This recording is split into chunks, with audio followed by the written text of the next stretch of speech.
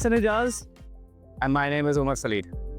आज हम flour mill की एक ऐसी साइट पे खड़े हुए हैं जहां हम लोगों ने 2 मेगावोल्ट इंस्टॉल किया हुआ है।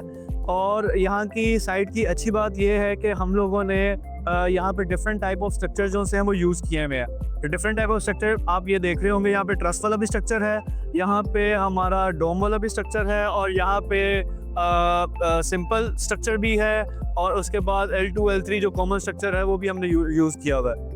तो सबसे पहले तो हम लोग बात करेंगे यहाँ पे पैनल्स हम लोगों ने यहाँ पे लॉन्जी के 590 वॉट के यूज़ किए हुए हैं। और क्योंकि ये साइट जो सी है वो तकरीबन 6 to 7 मंथ जो सी है वो पुरानी है, लेकिन ये स्ट्रक्चर जो सा है ये अभी लगा है, और इसकी अभी कुछ चीज़ें जो सी हैं वो पेंडिंग है। जैसे वॉकवेज जो से हैं वो हम बात कर रहे हैं इनके साथ, के वॉकवेज यहाँ पे लगे हैं, और सारी जो सी वॉशिंग वगैरह है जो इनकी प्रॉपर हो सके ऊपर टी शर्ट की। So far, this is our finest site in floor sector. Floor industry मेरे ख्याल से हमारी सबसे finest site है ये, जहाँ पे हमने almost 4 टाइप्स के स्ट्रक्चर यूज़ किए हैं, जिसमें स्ट्रस स्ट्रक्चर आ गया, आपका एलिवेटेड स्ट्रक्चर है, डोम स्ट्रक्चर है, और नॉर्मल स्टैंडर्ड स्ट्रक्चर भी यहाँ पे इंस्टॉल हुआ है। ऐसी है। और इसमें ये है कि यहाँ पे क्योंकि फ्लोर मिल में सबसे मेन मसला ये है कि यहाँ पे जो ट्रांसपोर्टेशन है वो हैवी ट्रांसपोर्टेशन आती है, ऐसे है। तो इसलिए यहाँ पे कॉलम्स वगैरह हम लोग ज़्यादा दे नहीं सकते थे। एक हाइट का भी मसला था, क्योंकि इनकी फ्रंट जो फ्लोर मिल की जो बिल्डिंग है वो काफ़ी हाइट पे थी, और इनकी हाइट की वजह से हमें स्ट्रक्चर काफ़ी एलिवेट करना पड़ा है। और यहाँ पे इसकी एलिवेशन जो सी है वो तकरीबन जो सी है वो 38 फीट इसकी एलिवेटेड है, ये यानी कि हाइट इसकी 38 फीट है। और सेकेंड इसमें जो दूसरा फैक्टर ये था कि यहाँ पे हम कॉलम नहीं दे सकते थे। कॉलम नहीं देने की वजह से हम लोगों ने फिर यानी कि ट्रांसपोर्टेशन में जो हिंड्रेंस जो सी क्रिएट कर रहे थे, तो हम लोगों ने कॉलम एक यहाँ पे दिया हुआ है, एक यहाँ पे, एक थर्ड जो सा सिर्फ वहाँ पे, यानी कि 3 कॉलम दिए हैं हम लोगों ने स्पैन के लिए। और फर्स्ट जो कॉलम है वो तकरीबन 80 फीट पे है, सेकंड जो है वो 75 फीट पे है। कंसिडरिंग कि इसकी हाइट ऑलमोस्ट आप बता रहे हैं 38 फीट है, जैसे हमें इसकी स्ट्रेंथ भी डबल करनी पड़ी है, इसका पिलर में साइज इंक्रीज करना पड़ा है, इसकी नीचे जो सिविल वर्क है उसको हमें ज़्यादा डेप्थ तक जो है वो डिग करना पड़ा है। उसके बाद जाके जो स्ट्रक्चर है उसको इसके ऊपर हमने सस्टेन करा है, ताकि जो हमारी आंधी तूफान है उसको ईजिली केटर कर सके ड्यूरिंग वेदर कंडीशन। हाँ, वेदर कंडीशन। अब एक कॉलम को हम डिस्कस करते हैं वहाँ पे जाके, कॉलम पे ही।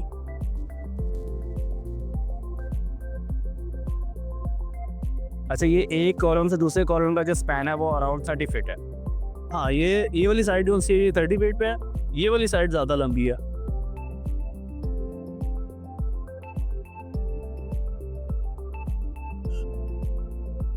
यहाँ पे ये जो फाउंडेशन है ये बेसिकली आप नीचे से देख रहे होंगे, नीचे इसका बेड बना होता है।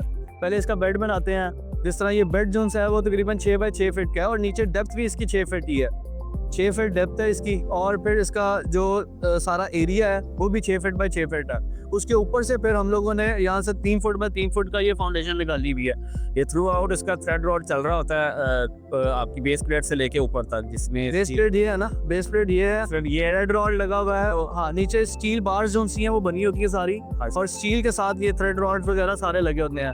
पहले इसकी वो रीइंफोर्समेंट करते हैं RCC वगैरह, यानी कि सारी स्टील बार्स के साथ जो सा इसको नीचे मैश बनता है, मैश बन के फिर ऊपर सरिये वगैरह का जो सा होता है, मैश क्रिएट होके फिर ऊपर तक आता है, और ये सारे थ्रेड रॉड उसमें डालते हैं ये बीच में। एक मतलब नॉर्मली इतनी हाइट नहीं रखी जाती, अगर नीचे से आपकी 6 फीट तक डेप्थ हो गई है तो हार्डली 1 फीट 2 फीट तक उसकी जो है ना ऊपर से हाइट को एडजस्ट करते हैं। तो हाइट को इससे बड़ा मद्देनजर रखा गया ताकि जो हमारे पिलर्स हैं हाइटेड अराउंड मेटल 38 फीट है, उसको इजीली जो मैनेज कर सकते। ऐसे ही है। आप देख रहे होगे, एक तो ये हमने बेस प्लेट जो सी है वो काफ़ी हैवी वाली यूज़ की हुई है। सेकंड जो हमने एंगल जो सा है यहाँ पे ये डाई का एंगल है, तो ये हम लोगों ने यूज़ किया हुआ है। ये डाई का एंगल है, और ये वाला जो सा वो 2 का एंगल जो अंदर बॉक्स बने हुए हैं वो 2 वाले यूज़ हुए हैं, ताकि इसको प्रॉपर स्ट्रेंथ मिल सके। और जो हमारा वेट आना है पैनल्स का, और क्योंकि वेट डेड वेट होता है, इसमें बड़ा ही रहना है ये वेट, तो उसको हमने कैलकुलेट करके ये हम लोगों ने सारी सिमुलेशन वगैरह रन करके तो कैलकुलेट किया हुआ है कि ये सस्टेन कर रहा है कि नहीं कर रहा। और मैं यही देख रहा हूँ कि साथ में जो आपका एक बड़ा एक पॉइंट मैटर करता है, जो आपका प्रोटेक्शन का आ जाता है, इसकी मेंटेनेंस का आ जाता है। बड़े अच्छे से इसको रेड ऑक्साइड और इसके ऊपर पेंट की क्लीनिंग की गई है, जिसकी वजह से मेरे ख्याल से ये रस्ट फ्री रहेगा। और थ्रू आउट इसका मेंटेनेंस रिक्वायर्ड होती है, बट सो फार मेरे ख्याल में इसको वैसे भी थोड़ी सी मेंटेनेंस वगैरह रिक्वायर्ड होती ही है, चाहे पेंट कर दें, क्योंकि पानी वॉशिंग नहीं हो रही होती है। वॉशिंग का पानी जो है वो नीचे आता है, तो वो बट वैसे तो जो रिकमेंडेशन है पैनल्स वालों की जे कि वाटर का इतना TDS लेवल होना चाहिए, तो उसमें हमारा फॉल नहीं करता जो हमारे एरियाज़ हैं, तो इसलिए उसमें भी जो सारी चीज़ें केमिकल्स वगैरह पानी में जो थोड़े बहुत होते हैं वो इसको इफ़ेक्ट करते हैं फिर। और सेकंड अगर आप ऊपर की बात करो, बेसिकली इसका मेन जो था, एक तो कॉलम्स थे, सेकंड ट्रस जोन सी है ना, वो ट्रस इसका मेन फैक्टर है, क्योंकि जो हमारा लार्जेस्ट स्पैन जो हमारा जो मैंने बताया था, एक 80 फीट है, एक 75 फीट है, तो वो जो कवर करना था वो ट्रस ने कवर करना था। तो ट्रस हम लोगों ने ऐसी बनाई हुई है कि ये जो स्पैन है वो बहुत ईजिली और इफेक्टिवली जो सा है वो बेयर कर रही है वेट जो सा है ना। मैं वही देख रहा हूँ 80 feet span is too much. उसकी मेन रीजन ये होती है कि इस पर डिफ्लेक्शन आना शुरू हो जाती है, फिर आपके जो ऊपर ये राफ्टर लगे हुए हैं उसमें भी आपकी अनबैलेंसिंग हो जाते हैं, अनसिमेट्रिकल हो जाते हैं, तो वो थ्रू आउट डिज़ाइन बड़ा मैटर करता है आपके खासकर कॉम्प्लेक्स स्ट्रक्चर्स के ऊपर। तो वो हमारा जो मैश वाला स्ट्रक्चर है ये माशाल्लाह बड़ा फ्लेक्सिबल और कंपैरेटिवली बहुत बेहतर है इसमें स्ट्रक्चर से। इसमें जो है हम लोगों ने जो थोड़ा सा टिल्ट रखा हुआ है, बेसिकली बिल्कुल स्ट्रेट नहीं है हमारी ट्रस जोन सी है, वो हम लोगों ने थोड़ी सी उसको टिल्ट दिया हुआ है ताकि जब उसको वेट पड़ता है ना तो वो थोड़ा सा वेट से वो सीधी हो जाती है बिल्कुल। तो वो हम लोगों ने बिल्कुल उसको एज पर दी स्टैंडर्ड, एज पर दी कैलकुलेशन जो सा है वो हम लोगों ने थोड़ा सा बेंड दिया हुआ है ताकि जब वेट पड़े और वो ट्रस जोन सी वो सीधी हो जाए। आपको देख रहे होगे थोड़ा सा कर्व है नीचे वाली जगह पे ना, ये जो आप जो ट्रसेस हैं उस पर थोड़ा सा कर्व है नीचे, तो ये कर्व इस वजह से है ताकि जब वेट बढ़े और इसको ज़्यादा स्ट्रेंथ मिल सके, क्योंकि स्ट्रेट जब होगा तो उस पर वेट जब पड़ेगा तो वो थोड़ा सा बेंड हो जाएगा, तो थोड़ा सा बेंड होगा तो वो पड़ेगा तो वो स्ट्रेट हो जाएगा, रिफ्लेक्शन जोन सी है। और सेकंड जो हमारा ये वाला स्पैन है, जो हमारा पर्लिन्स यूज़ हुए हैं यहाँ पे, पर्लिन्स हम लोगों ने यहाँ पे गार्डर यूज़ किया हुआ है। गार्डर यूज़ करने का मकसद ये था कि हमारा स्पैन ज़्यादा है तो इस वजह से हम लोग गार्डर यूज़ किया है ताकि जो उसकी डिफ्लेक्शन है वो मिनिमम से मिनिमम, बेसिकली डिफ्लेक्शन होगी नहीं गार्डर में। अगर इसको इस तरह रखेंगे, गार्डर की शेप ही ऐसी होती है कि उसमें डिफ्लेक्शन होती नहीं है, ऐसी है। ठीक है, वो बस ज़्यादा अगर वेट बढ़े तो वो फिर डिफ्लेक्शन होती है। नॉर्मली लोग यहाँ पे समटाइम्स वो स्क्वायर पाइप यूज़ करते हैं, एंगल यूज़ करते हैं, ये जो पर्लिन्स वाली जगह पे, मतलब वही बात है कि गार्डर को अगर यहाँ पे देखा जाए तो डिफ्लेक्शन वाला पॉइंट भी बड़ा मिनिमाइज हो जाता है और स्टेबिलिटी और आपकी जो स्ट्रक्चर की क्या लेंगे लॉन्ग टर्म सस्टेनेबिलिटी है वो इसमें बड़ी मेरे ख्याल से। गार्डर की लाइफ बहुत ज़्यादा है एज़ कम्पेयर टू अगर मैं स्क्वायर पाइप देखूँ या राउंड पाइप देखूँ। गार्डर की लाइफ यानी कि आप घरों में देख लो, घरों में किसी जगह पे अगर जाएं तो गार्डर वगैरह जो यूज़ हुए होते हैं वो उसी तरह ही यूज़ होते हैं, जैसे प्लाजा वगैरह जो बन रहे होते हैं, कंस्ट्रक्शन हो रही होती है तो उसमें किसी जगह पे पिलर्स में वो गार्डर भी रख देते हैं। मेन ड्रॉबैक यही होता है कि देखिए जब गार्डर पे अगर कहीं पे रस्ट आता है तो वो विजिबल होता है, नेकेड आइज देखा जा सकता है। जो मेरे ख्याल से स्क्वायर पाइप है, जो राउंड पाइप है, उसकी जब इंटरनल साइड पे रस्ट होती है तो वो नेकेड आई से आप देख नहीं सकते, आप अंदाजा नहीं लगा सकते कि इसको कितनी मेंटेनेंस रिक्वायर्ड है और वो अल्टीमेटली उसका जो है ना वो हैसल बन जाती है आपकी लॉन्ग टर्म में। सेकेंड इनका एक और ये था इशू के हमारी जो उनकी जो विंडोज़ हैं वो आगे कवर हो रही थी ट्रस वाले स्ट्रक्चर से, क्योंकि हाइट हमने दी भी थी ना काफ़ी, तो उनकी विंडोज़ डिस्टर्ब हो रही थी और विंडोज़ की वजह से हम लोगों ने इसको ट्रस को थोड़ा सा एक साइड से नीचे किया और उसको पाइप से हम लोगों ने उसको ऊपर किया ताकि हमारा जो विंडोज़ वाला सेक्शन है वो भी हम विजिबल हो सके। वही बात है ना कि इतनी हाइट पे स्ट्रक्चर इंस्टॉल करने के बाद इंडस्ट्री की ओरिजिनल एस्थेटिक्स हैं, जो उनकी अपनी खूबसूरती है, जो उनके डिज़ाइन है, उसको हम मिनिमम जो है ना उसको डिस्टर्ब करें, तो वो एक बड़ा अच्छा इसका फैक्टर हमने कैटर किया हुआ है। तो वैसे ही है। और ये हमने वॉकवेज के लिए स्पेसेस छोड़ी नहीं है, यहाँ पे वॉकवेज आने हैं इनके चेकर प्लेट वाले, सो यहाँ पे इंस्टॉलेशन इंशाल्लाह थोड़ी देर में स्टार्ट हो जाएगी हमारी। वॉकवेज यहाँ पे वॉशिंग के लिए हम देंगे, हर 5 प्लेट्स के बाद हमारा वॉकवे है ताकि डाई प्लेट्स यहाँ से कवर हो जाए, डाई वाली साइड से कवर हो जाए, तो वो जो है दोनों तरफ से कवर हो जाएंगी। और वॉशिंग जो है वो क्योंकि वॉशिंग मेन एक्सपेक्ट है, जैसे हम पिछले वीडियोस में भी बताते रहे हैं कि वॉशिंग बहुत मैटर कर रही होती है आपकी एफिशिएंसी गेन करने के लिए, जो है वो डिस्कस करने वाले तो है नहीं। बाकी ये हमारी यही है कि वेल्डिंग हमारी काफ़ी अच्छी हुई है, वेल्डिंग हर पॉइंट से जो सी है वो वेल्डिंग काफ़ी अच्छी हुई है यहाँ पे ना। इस वेल्डिंग में टाइम ज़रूर रहता है, it's a time taking procedure, but it's a very reliable thing यार। इसको टाइम भी काफ़ी लगता है, टाइम क्योंकि इसलिए ज़्यादा लगता है क्योंकि यहाँ पे हमारा जो क्रेन है वो क्रेन एक्टिविटी ज़्यादा होती है, क्योंकि ये ऐसे जब क्योंकि नीचे बनते हैं ये फ्लोर पे बन के फिर हम क्रेन जब एक्टिविटी करते हैं फिर ये ऊपर खड़े करते हैं इसको, बुकिंग को वैसे खड़े हो नहीं सकते। ये जो ट्रस रखी होती है ये भी क्रेन एक्टिविटी है, तो इसलिए टाइम टेकिंग जो है ये ज़्यादा चीज़ है कि आप लोग ट्रस बनाते हो नीचे, उसके बाद क्रेन एक्टिविटी होती है, क्रेन फिर आके रखती है। वो एक दिन में 2 रखे 3 रखे, वो डिपेंड कर रहा होता है कि हमारी वेट कितना है और टाइम नीचे से हमें क्लियरेंस कितने एरिया की मिली है। अब हम लोग चलते हैं शेल वाले स्ट्रक्चर की तरफ ना, शेल वाला पहले डिस्कस कर लेते हैं। जी ठीक। अच्छा, ये हमारी दूसरी साइड है, दूसरी लोकेशन है जहाँ पे हमारे पैनल्स लगे हुए हैं। नीचे अराउंड हमारा कोई 750 किलोवाट सिस्टम ट्रस पे लगा हुआ है। वो 750 किलोवाट ट्रस पे लगा हुआ है, बाकी कुछ शेल पे लगा हुआ है इनका 200 किलोवाट। और कुछ यहाँ पे ऐसे, क्योंकि हम लोगों ने एरिया काफ़ी सारा जो है ना यूटिलाइज़ किया हुआ है, इनके पास एरिया की शॉर्टेज थी और 2 मेगावाट हम लोगों ने पूरा करना था। जैसे ये नज़र आ रहा है कि ये इनके कॉलोनी वाला एरिया है, तो यहाँ पे भी हमने इसको भी कवर किया हुआ है और इनकी रूफ पे भी कवर किया हुआ है। रूफ आप देख रहे होगे, ये एंगल वाली रूफ है इनकी, तो हम लोग ऊपर से तो हम लोग बेड डाल नहीं सकते थे छत पे, तो हम लोगों ने इसकी दीवारों से बेड उठाया हुआ है। जो इसके गर्डर यूज हुए हुए थे वहाँ से हम लोगों ने इसका बेड उठा के और इस पे स्ट्रक्चर को हम लोगों ने आगे लेके आए हैं। और फ्रंट साइड से हमने इसको शेल वाले के साथ मिला दिया हुआ है, ताकि हमारे जो कॉलम अगर बनाते तो यहाँ पे आना था कॉलम, और वो एरिया जो है वो आगे वाला आगे तक जा नहीं सकता था। हमारा स्पैन कम है जिसकी वजह से हमें यहाँ पे गर्डर हमने यहाँ पे यूज़ किया, लेकिन मैं देख रहा हूँ गर्डर की जो स्ट्रेंथ है और जो साइज़ है वो काफ़ी हेल्दी साइज़ है। हाँ, ये वही वाला हम लोग जो 5 डाई का यूज़ करते हैं, वो वाला हम लोगों ने यूज़ किया हुआ है। लेकिन यहाँ पे क्योंकि एरिया ज़्यादा था, तो यहाँ पे हम लोगों ने वही स्टैंडर्ड वाला जो 5 डाई का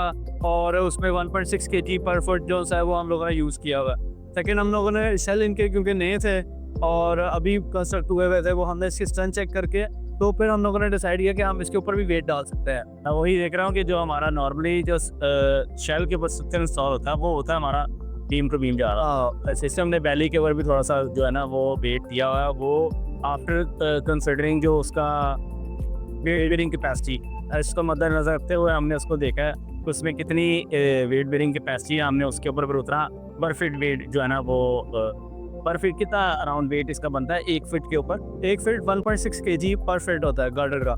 और उसके बाद हमारे चैनल्स होते हैं, वो 3.5 के चैनल होते हैं जिसके ऊपर पर्लिन जिसे कहते हैं हम लोग, पर्लिन जिसके ऊपर पैनल्स वगैरह लग रहे होते हैं। आज से अगर 4-5 साल पहले जाए तो ये डोम वाला स्ट्रक्चर बड़ा एक कॉम्प्लेक्स स्ट्रक्चर कंसिडर होता था, लेकिन अब मेरे ख्याल से ये डोम स्ट्रक्चर जो है ये one of the normal structure considering कि अब मार्केट में स्ट्रक्चर इंस्टॉल हो रहा है। जैसा हमारा जो प्रीवियस स्ट्रक्चर है दूसरा लगा हुआ है वो ट्रस स्ट्रक्चर है, that was one of the complex structure.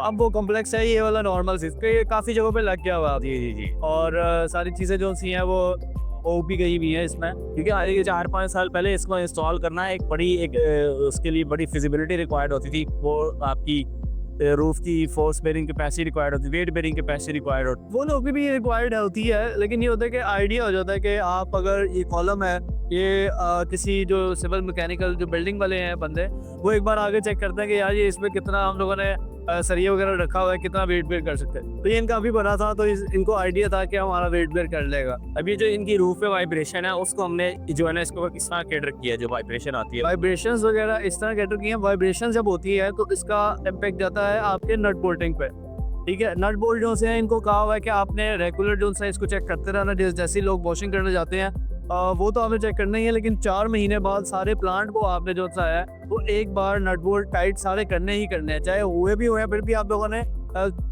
Nut bolt tight करनी है। और जो टॉर्क लेवल इन्हें बताया हुआ उसके मुताबिक इन्होंने नट बोल्ट टाइट करना है। वही बात है ना कि अच्छा स्ट्रक्चर तो आपका मैटर करता है, आपकी सामने मेंटेनेंस जो है ना वो उससे ज़्यादा मैटर करता है। वो भी साथ ज़्यादा कंसिडरिंग अगर आप चाहते हैं कि आपका जो स्ट्रक्चर है वो लॉन्ग टर्म ऐसे ही है। और इसमें गार्डर वगैरह ब्रेसिंग यूज हुई है। सेकंड, क्योंकि ये शेल वाला था, इसमें हम लोग केमिकल एंकरिंग करते हैं। आपके ये जो इनका ये बेसिकली पहली बीम है, ये बीम है इनका, तो इसमें हम लोगों ने ड्रिल करके इसको नीचे लेके गए हुए हैं। और एंकरिंग जो सी है वो हम लोगों ने की भी है, केमिकल एंकरिंग करके उसके ऊपर सिविल ब्लॉक बनाया हुआ है। आपके जो पॉइंट्स होते हैं जैसे वेल्डिंग पॉइंट्स होते हैं, उसको प्रॉपर टाइम एक चाहिए होता है। यानी कि अगर मेरा एक दिन की एक्टिविटी है, मेरे एक दिन में कोई 40 जो से हैं पैनल जो से हैं, मैंने गार्डर जो से वेल्ड करने हैं, अगर मैं 80 कर रहा हूँ तो मैं उसमें कुछ नई चीज़ छोड़ रहा हूँ, ठीक है। एक गार्डर को वेल्ड करने में टाइम जितना लगता है वो तो उतना लगना ही है, ठीक है। तो वो उतना टाइम प्रॉपर मिलना चाहिए उस चीज़ को। तो ये हम लोगों ने हर साइड पर इंश्योर करते हैं कि हमारी क्वालिटी वर्क हो, थोड़ा सा टाइम ज़्यादा लग जाए लेकिन वो क्वालिटी जो चाहिए वो बेस्ट से बेस्ट होनी चाहिए। और एक मशीन बड़ी मैटर करता है, मशीन बहुत मैटर करती है ऐसे। और ह्यूमन एरर के ज़्यादा चांसेस होते हैं ऐसे स्ट्रक्चर्स में, क्योंकि स्ट्रेंथ तो लोहे की जो है वो हर जगह पे सेम ही होगी है। ह्यूमन एरर जो है वो बेसिकली मैटर कर रहा होता है कि ह्यूमन एरर मिनिमम से मिनिमम या 0% होना चाहिए बस आपका। चाहिए हमारी जो लास्ट स्ट्रक्चर है जो हमने लगाया हुआ है बेसिकली मीन के इस एरिया में जो हम लोगों ने सारे पहले दिखा दिए हैं, उससे लास्ट बिल्डिंग में अब आए हैं। इसके बाद सारा एलिवेटेड एड्रेस है, तो शेल वाला भी दिखा दिया। ये सिंपल स्ट्रक्चर है लेकिन ये पोर्ट्रेट में है। पोर्ट्रेट में यहाँ पे डिफरेंस ये है हमारा कन्वेंशनल से, और इसमें डिफरेंस ये है कि हम लोगों ने यहाँ पे जी स्ट्रक्चर यूज़ किया हुआ है एल्यूमिनियम का, क्योंकि ये है इनकी डबल टी वाली रूफ। डबल टी वाली रूफ पे हम लोग इतना वेट नहीं डाल सकते कि मैं ब्लॉक्स का अपना साइज जो सा वो 50-50 kg का या 60-60 kg का एक ब्लॉक ऊपर रखता हूँ सिविल का, तो वो वेट हम लोगों ने नहीं डाल सकते थे इस पर। इसलिए यहाँ पे हम लोगों ने केमिकल एंकरिंग की हुई है। केमिकल एंकरिंग इनकी टी के साथ की हुई है हम लोगों ने, और ये परमिशन लेके ही की है जो इन्होंने जिससे कंस्ट्रक्शन करवाई हुई है। और वहाँ से केमिकल एंकरिंग करके फिर हमने थ्रेड रॉड्स निकाले हुए हैं। थ्रेड रॉड निकाल के फिर हम लोगों ने उसके ऊपर अपनी एडजस्टमेंट करके लेवल करके और फिर हम लोगों ने उसके ऊपर सिविल किया हुआ है। जैसे आप देख रहे होगे यहाँ पे सिविल ब्लॉक बिल्कुल हमने छोटे छोटे बनाए हुए हैं ताकि पानी बिल्कुल भी नीचे ना जाए, क्योंकि वॉशिंग रोज़ हो रही होती है, रोज़ पानी नीचे जाना यानी कि खड़ा होना है यहाँ पे। तो कुछ डिपेंड कर रहा था कि स्लोप्स कैसी हैं, रूफ़ की स्लोप किस साइड पे है, तो वहाँ से फिर आइडिया हो रहा था कि कहाँ पे खड़ा होना पानी और कहाँ से जाना है।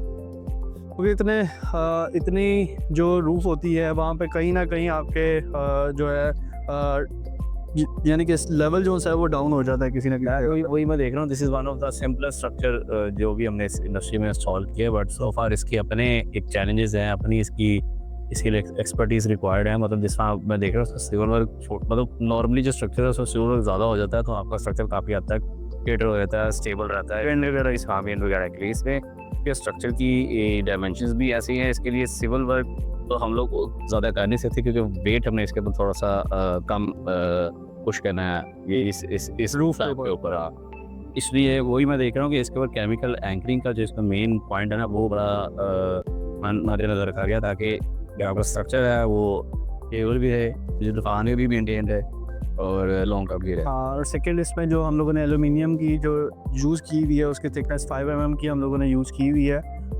ये आप देख रहे हो यहाँ पे 5 mm की थिकनेस का हम लोगों ने रेड क्रैम यूज़ किया हुआ है, और यहाँ पे वही SS304 के नट बोल्ट जो हैं वो यूज़ हुए हैं हमारे। और नट बोल्ट्स के साथ लगा हुआ है, ये मिड एंड के साथ लगा हुआ है। बेसिकली दो तरह के आते हैं पोर्ट्रेट वाले P1 स्ट्रक्चर, एक नट बोल्ट्स के साथ आता है और एक मिड क्लैम्प एंड क्लैम्प्स के साथ आता है। ये हमारा लगा हुआ है नट बोल्ट्स के साथ SS304 के नट बोल्ट्स के साथ। वही मैं देख रहा हूँ कि इसके ऊपर वेट का एक जो पॉइंट था ना जो क्लाइंट का कि मेरी रूफ के ऊपर जो वेट ज़्यादा नहीं है ना वो बड़ा अच्छा कैटर हो गया, क्योंकि इसमें टुवर्ड्स कोई ऐसा चैनल नहीं है जिसका अपना वेट हो, फिर GI का ऑलरेडी वेट ज़्यादा होता है, तो वो एक बड़ा अच्छा, एक तो स्ट्रक्चर स्टेबल भी बहुत है और मजबूत भी है। और लाइटर, एक तो एल्यूमिनियम की वजह से लाइट हो गया स्ट्रक्चर का वेट, और दूसरा हमने रिड्यूस किया वेट अपना सिविल से तो मैक्सिमम हम लोगों ने रिड्यूस कर दिया हुआ है। और मैं देख रहा हूँ वॉशिंग के लिए बड़ी अच्छी एक्सेस है और इजीली मतलब डोएबल है आराम से। हम लोगों ने कुछ पैनल्स के बाद वॉकवे दिया हुआ है ताकि सारा एरिया ये ना हो कि एक बंदा जो वॉशिंग के लिए है वो एक साइड से जा रहा हो और दूसरी साइड से जाए, काफ़ी लेंथ बन जाती है। अगर उसने बीच से कहीं से दूसरी लाइन में जाना है तो वो ईजिली जा सकता है। इसलिए हमने स्पेसेस छोड़ी हुई हैं यहाँ पे 1 2 3 जो 4 स्पेसेस हैं हमारे पास, और इसी तरह इनकी पिछली वाली रूफ पे भी ऐसी स्पेसेस हैं। यहाँ पे तकरीबन हमारा तकरीबन 650 तकरीबन यहाँ पे इन 2 रूफ पे लगा हुआ है हमारा। और एक पैनल के साइज ऑलमोस्ट 590 वॉट। हाँ 590 वॉट 5 मीटर सोलर पैनल हमारा यहाँ पे। Let's go to inverter room and discuss about the electrical thing and all. अब हम अपने इलेक्ट्रिकल इन्वर्टर रूम में आ गए हैं जहाँ पे हमारी मेगावाट के इन्वर्टर जो हैं वो टोटली कपल्ड हैं, इंस्टॉल्ड हैं with electrical wiring, installation, workmanship and everything. यहाँ पे हमारे सारे इन्वर्टर 2 मेगावाट के इंस्टॉल हैं, और यहाँ पे जो हमें चैलेंज फेस करना पड़ा था जिसकी वजह से हमने यहाँ पे स्टैंड्स यूज किए हुए हैं, क्योंकि इनकी जो वॉल्स थी वो वहाँ पे ह्यूमिडिटी बहुत थी, नमी आप देखते होगे। यहाँ ये वाली वॉल भी खराब हुई हुई है और वो सामने वाली वॉल भी खराब है, तो इस वजह से हम लोगों ने यहाँ पे स्टैंड रखे हैं कि आपकी जो ह्यूमिडिटी की वजह से जो इन्वर्टर पे इफेक्ट आता है वो ना आए। सेकंड ह्यूमिडिटी का, सॉरी आपकी बात काटा, ह्यूमिडिटी का जो मेन फैक्टर है, मतलब अगर इन्वर्टर के ऊपर जो उसके ऊपर इम्पैक्ट आएगा वो किस चीज पे आता है ज्यादातर, वो थोड़ा सा मेरे ख्याल से गाइड करने से ज्यादा बेहतर है। बेसिकली फ्रेम पे जो सा है उसकी जो माउंटिंग है, जो हम लोगों ने बोल्टिंग की होती है, वो दीवार जो सी है वो नरम हो जाती है और उसकी वजह से जो बोल्ट्स होते हैं वो बाहर आ जाते हैं, दीवार से गिरने का खतरा होता है, या उसकी जो बैक प्लेट्स जो सी होती है, और ह्यूमिडिटी जो सी है वो इंटरनल इलेक्ट्रॉनिक कंपोनेंट्स जो से हैं उस पर भी इफेक्ट करती है आपके। अच्छा, मैं देख रहा हूँ एक इन्वर्टर का हमारा ऑलमोस्ट वेट होता है अराउंड 100 केजी। उसके साथ कंसिडरिंग कि आपका ये केबल ट्रे का अच्छा बड़ा वेट है, तो हमने ये जो डिजाइन किया ना फ्रेम्स को, बड़ा स्टैटिकली और बड़ा वेट के साथ उसको उसके मुताबिक उसकी माउंटिंग ऐसी बनाई गई है कि हम लोगों ने उसको जो है सारा वेट कैलकुलेट करके फिर इसकी माउंटिंग वगैरह। क्योंकि मोस्टली जो इन्वर्टर्स लगे होते हैं इलेक्ट्रिकल जितने भी इंडस्ट्रीज में लगे होते हैं वो वॉल माउंटेड होते हैं। तो ये एक बड़ा एक स्टैटिकली अच्छा, इसमें एक और अच्छी चीज है कि इसका जो कूलिंग का जो फैक्टर है वो बहुत ज्यादा बेहतर है, ज्यादा बेहतर हो जाता है। इसको एयर वेंटिलेशन के लिए ज्यादा स्पेस अवेलेबल है, स्पेस और एयर सर्कुलेशन जो है वो इसकी अच्छी ज्यादा बेहतर है, ज्यादा बेहतर है थ्रू आउट। वैसे तो वॉल पे भी मेरे ख्याल से ओके है, मतलब कोई ऐसा वैसा इशू नहीं होता, बट ये है कि एक प्लस पॉइंट है कंसीडरिंग अगर आप फ्रेम्स यूज कर रहे हैं। बाकी इन्होंने बहुत अच्छा मेंटेन किया हुआ है। यहाँ पे हमारे सेंट्रलाइज जो से हैं वो एसीज लगे हुए हैं, और ये 4-4 टन के इन्होंने एसी लगाए हुए हैं क्योंकि रूम बड़ा है। और बाकी जो सा है ये हमारी ये कैबिनेट भी लगी हुई है। अच्छा, नॉर्मली इंडस्ट्रीज में जो है मैंने देखा है लोग मेगावाट्स की भी इंस्टॉलेशंस करते हैं ना, तो वो जो प्रोटेक्शन डिवाइस है ना, जिसमें कह लें कि आपकी एसपीटी ब्रेकर्स और सारी चीजें आ जाती है, उसको इतना कंसिडर नहीं करते। हाँ। जिस तरह हमने इसको बड़ा एक थ्रू आउट एस्थेटिकली भी और प्रॉपर एक पूरा एक एलटी पैनल डिजाइन किया है जिसके अंदर सारे के सारे इक्विपमेंट है। बेसिकली ये 1 मेगावाट का एक ये वाला है पूरा पैनल, और वो 1 मेगावाट का वाला एग्जैक्टली दो जगह पे हम लोगों ने इसको किया हुआ है, क्योंकि इनकी 2 जगह पे टर्मिनेशन थी, तो 2 जगह पे हम लोगों ने किया हुआ है इसका। लास्ट अपने एपिसोड वगैरह में दिखाए थे कि हमारी ये फिश अरेंजमेंट होती है जिसमें हमारे एक साइड पे सारे ब्रेकर्स लगे होते हैं और नीचे मेन ब्रेकर लगा होता है, ये टर्मिनेशन हुई है। एसपीडी हमारी लगी हुई है, एचआरसी फ्यूजेस लगे हुए हैं हमारे, और थर्मोस्टेट लगा हुआ है, अर्थिंग की बस बार लगी हुई है, न्यूट्रल की बस बार लगी हुई है। तो सारी पैरामीटर जो से हैं, सीटीज लगी हुई हैं आपके एम्पेयर के लिए, आपका फैन लगा हुआ है और मीटर लगा हुआ है सारा। तो सारी चीजें जो है A to Z इस पैनल में प्रोटेक्शन के साथ मौजूद है सारी, और प्रॉपर कलर कोडिंग की गई है और प्रॉपर टैगिंग की गई है, कौन सी वायर किस जगह पे जा रही है, कौन सी वायर किस चीज की है। हाँ। तो ये एक बड़ा एस्थेटिकली भी अच्छा डिजाइन है, और फॉर मेंटेनेंस आपको बड़ी इसमें इजीली कन्वीनियंट होता है कि आपको कोई फॉल्ट ट्रेस करना है या कोई वायर आपने डिटेक्ट और करना। दूसरा ये इसको बेसिकली वायर्स जो सी बहुत ज्यादा होती है मेगावाट के सिस्टम में, तो हम लोग इसको थोड़ी सी हाइट दे देते हैं ताकि हमारी जो नीचे से वायर का जो रेडियस है, यानी कि बेंडिंग रेडियस जो है वो पूरा मिल सके वायर को, और जो है वो आसानी से टर्मिनेट हो सके। तो ये चीज बड़ी मैटर कर रही होती है कि उसका प्रॉपर बेंडिंग रेडियस मिल रहा है कि नहीं, उसको ज्यादा स्ट्रेस तो नहीं आ रही है। एग्जैक्टली। और ये जो इसकी ये जो साइज है, ये वायर का काफी ओवर साइज होती है। इसकी ये जो ये थिम्बल पंचिंग होती है, ये भी मेरे ख्याल से लोगों को गाइड करना चाहिए कि ये यहाँ पे आके ही थिम्बल प्रेसिंग होती है प्रॉपर मशीन के थ्रू। हाँ, प्रॉपर मशीन के थ्रू होती है। जो 300 से ऊपर वायर होती है वो उसके लिए जो है मशीन जो होती है वो दूसरी यूज होती है जी, हाइड्रोलिक मशीन यूज होती है थिम्बल प्रेस करने के लिए। तो यहाँ पे आके यहाँ केबल वगैरह वहाँ पे ही हम लोग कर सकते हैं, पीसीज में करवा के, तो थिम्बल प्रेस भी कर सकते हैं यहाँ वहाँ पे। ठीक है जी, ये हमारा पूरा एक इलेक्ट्रिकल एलटी पैनल आ गया जिसमें 1 मेगावाट की सारी इंस्टॉलेशन है। फिर हमारा दूसरा एलटी पैनल है सेम उसके अंदर भी। हाँ, इसमें एक चीज मैं बताना चाहूंगा कि हमारी जो ऊपर बस बार है वो टेंटेड है।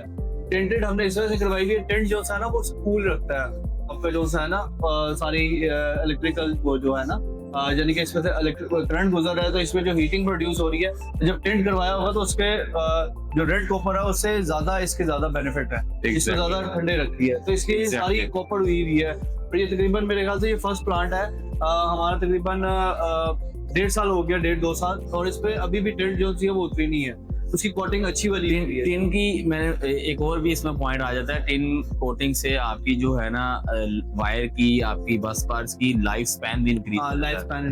तो ये एक बड़ा अच्छा पॉइंट है। नॉर्मली तो ज्यादातर कॉपर की ही यूज करते हैं लोग, 90% तो कॉपर ही है, बट ये एक बड़ा अच्छा प्लस पॉइंट है इसके लिए कि आपकी अगर टिन कॉपर बस बार्स आ जाती है तो आपको एक रिलायबल फैक्टर इसमें ऐड हो जाता है, जिससे आपका लॉन्ग टर्म कैपेसिटी हो जाती है इसमें। तो ये हमारा जी एलटी पैनल है। अब हम जाते हैं इसकी इंस्टॉलेशन और वर्कमैनशिप के ऊपर। अच्छा अहसन साहब, इनको थोड़ा सा ये भी मेरे ख्याल से बताते हैं कि जो हमारी डीसी वायर्स हैं उसको हमने कैसे टैगिंग की है, उसका हमने कैसे कैलकुलेशन करके स्ट्रिंग को हमने एक इन्वर्टर पे कैलकुलेट किया, मेरे ख्याल से वो भी थोड़ा सा डिस्कस कर ले तो। ये हमारी जो ऊपर पैनल्स वगैरह सारे लगे होते हैं, इस इन्वर्टर को कर लेते हैं, पैनल्स वगैरह लगे होते हैं, वहां से वायर्स जो नीचे आती हैं तो उसको हम वहां पे ऊपर भी टैग करते हैं, जैसे हम लोग हर वीडियो में बताते हैं कि ऊपर भी टैग होता है और नीचे भी टैग होता है। नीचे ये टैगिंग हुई हुई है और इसमें लिखा हुआ है कि स्ट्रिंग कौन सी वाली है, कितने पैनल्स की स्ट्रिंग है, और ड्राइंग से हम लोग आइडेंटिफाई कर लेते हैं किस रूट पे है ये वाली स्ट्रिंग। तो इससे हमारी आफ्टर सेल जो सी है वो बहुत टाइम जो है रिड्यूस हो जाता है उस वजह से। बाकी अर्थिंग जो सी है वो हमारी हुई भी है, यहाँ पे अर्थिंग के पॉइंट्स कौन से हैं वो आपको नजर आ रहे होंगे कि यहाँ पे अर्थिंग की वायर जो सी है एज पर दी स्टैंडर्ड जो है हवावे ने जो रिकमेंड करता है अपने यूजर मैनुअल में वो हमने यूज की हुई है और सारी टाइट है, कोई इस तरह लूज वायर नहीं है। और इसके अलावा प्रॉपर जो से हैं सारी इनकी कवरिंग की जो सी है वो प्रॉपर टाइट होती है। और ये सारे इसकी कम्युनिकेशन केबल भी इवन के सारी केबल टाइज हुई हैं। तो केबल ट्रे बेसिकली यहाँ पे जो वेट है वो केबल ट्रे ने बड़ा अच्छा मेंटेन किया हुआ है। ये सारी हम लोगों ने पैनल तक केबल ट्रे लगाई हुई है। ठीक है। अच्छा मैं वही देख रहा हूँ कि केबल ट्रेस के ऊपर भी नट बोल्ट्स यूज किए हैं, वो एसएस के हैं। हाँ, नॉर्मली इन चीजों को लोग जो है ना वो अवॉइड कर देते हैं, मतलब निगलेक्ट कर देते हैं। ये एक बड़ा पॉइंट होता है क्योंकि इन पॉइंट से भी आपकी रस्टिंग स्टार्ट हो सकती है, जिससे आपकी केबल ट्रेस डैमेज होंगे, अल्टीमेटली आपका उसका इंपैक्ट जो आएगा आपकी वायर्स के ऊपर आएगा। रस्टिंग हमेशा एजेस से स्टार्ट होती है और एजेस से होके फिर वो आगे ट्रेवल करती रहती है। तो इसकी मेंटेनेंस रिक्वायर्ड होती है क्योंकि आपने देखें इतनी देर के लिए सिस्टम लगाया हुआ है, तो आप 2 साल बाद अगर इसे पेंट भी करवा दें और वायर से आउटर स्प्रे करवा दें सिल्वर कलर का या ZRC करवा दें, ZRC एक पेंट की टाइप है जो हम सिल्वर कलर की करते हैं, तो वो करवा दें तो उससे लाइफ स्पैन आपका बहुत ज्यादा हो जाता है। आपने 2 साल अगर सेविंग किया, अगर आपने थोड़ा सा मेंटेनेंस पे, इसकी मेंटेनेंस बहुत इतनी भी नहीं होगी जितनी आपने सेविंग की हुई है। एग्जैक्टली। इसमें एक और पॉइंट मेरे ख्याल से ये भी गाइड करते चले, जब मेरे ख्याल से मल्टीपल इन्वर्टर्स आ जाते हैं फिर उसको एक वाईफाई से कॉन्फ़िगर करने के लिए एक डिवाइस इंस्टॉल होती है जिसको हम यूनिवर्स में डाटा लॉगर कहते हैं। इसमें आप कितने इन्वर्टर्स नॉर्मली हम लोग मैक्सिमम इंस्टॉल कर सकते हैं एक डाटा लॉगर डिवाइस? 30 इन्वर्टर जो से हैं वो हम एक डाटा लॉगर पे इंस्टॉल कर सकते हैं। ठीक है। 30। तो ये डाटा सर्वर, ये जो डाटा लॉगर है, ये इसका सर्वर एक ही होता है जिसपे अपना डाटा सारा? हाँ, वो सर्वर तो आपका इंटरनेट क्लाइंट ने प्रोवाइड किया होता है ना। ठीक है। उसका आईपी एड्रेस जो है वो यूज हो रहा होता है। क्लाइंट का आईपी एड्रेस और सारी नेटवर्किंग जो है वो क्लाइंट की यूज हो रही होती है और उसके अलावा ये वेब पे जो है वो हवावे के पोर्टल पे फ्यूजन पे जा रहा होता है। अच्छा, एक छोटी सी कंफ्यूजन मुझे भी है, मेरे ख्याल से आप भी गाइड कर दें कि अगर फॉर एग्जांपल आपका ब्रेक डाउन हो गया, आपकी लोड शेडिंग हो गई है, लाइट चले गई है, लेकिन आपका जो डाटा लॉगर है वो अगर ऑन है आपका, तो उसके ऊपर आपको क्या इन्फॉर्मेशन मिल रही होती है और इधर मिल रही होती है या नहीं मिल रही होती? उस पे ग्रिड लॉस का अलार्म आ रहा होता है। जब आपकी लाइट जाती है तो ग्रिड लॉस का अलार्म आ जाता है कि आपका ग्रिड लॉस है, तो यानी कि लाइट गई हुई है। और अगर आपने जीरो एक्सपोर्ट डिवाइस लगाई हुई है तो कम्युनिकेशन का अलार्म भी आता है। 2-3 अलार्म आते हैं। मेरे ख्याल से इसको मेरे ख्याल से जो जिन्होंने सोलर इंस्टॉल्स किए हैं उनको ये भी गाइड करना जरूरी है कि इस डिवाइस को फिर हर वक्त ऑन रखें, किसी तरह इसको एक connection, electrical connection, backup connection होना चाहिए ताकि जो हमारी मॉनिटरिंग टीम है वो उसको पता चल जाए आउट मॉनिटर करता है कि अगर हाँ लाइट गई हुई या है, इंटरनेट भी जाता है तो ये डिवाइस ऑफलाइन पे चली जाती है। एग्जैक्टली। सो व्यूअर्स, ये था हमारा आज का vlog. Stay tuned for the next episode. अगर आप अपनी इंडस्ट्री के लिए सोलर सिस्टम को एक्सप्लोर करना चाहते हैं तो आज ही EQ टीम से राब्ता करें। Thank you so much. अल्लाह अल्लाह हाफ़िज़। हाफ़िज़।